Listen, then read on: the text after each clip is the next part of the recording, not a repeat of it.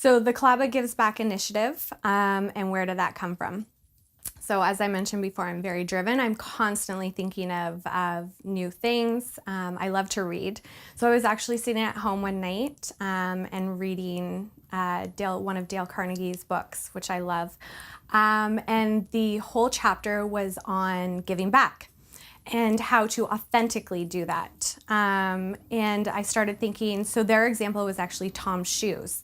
So for every shoe that they sell, they actually donate one pair to a third world country.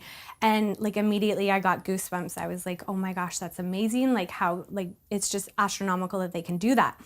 And I thought I would love to, to do that in my own business.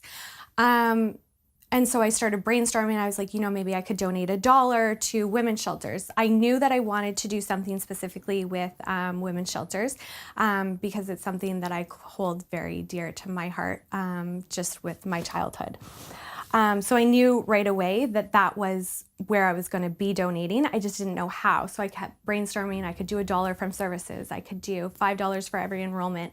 And then I got thinking, and it just kind of came to me, and it was that quote, you give a man a fish and he eats for a day.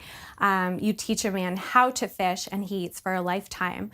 And I was like, I would love to do what Tom's is doing and do 1 for 1, but I just absolutely couldn't. But I thought I could definitely do 10 to 1. And I was like, oh my gosh, I'm gonna put girls through the education.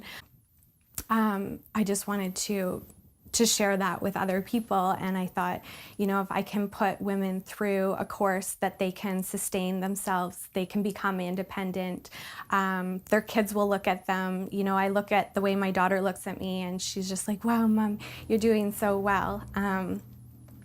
So that's where that came from, and that's something we'll never stop doing.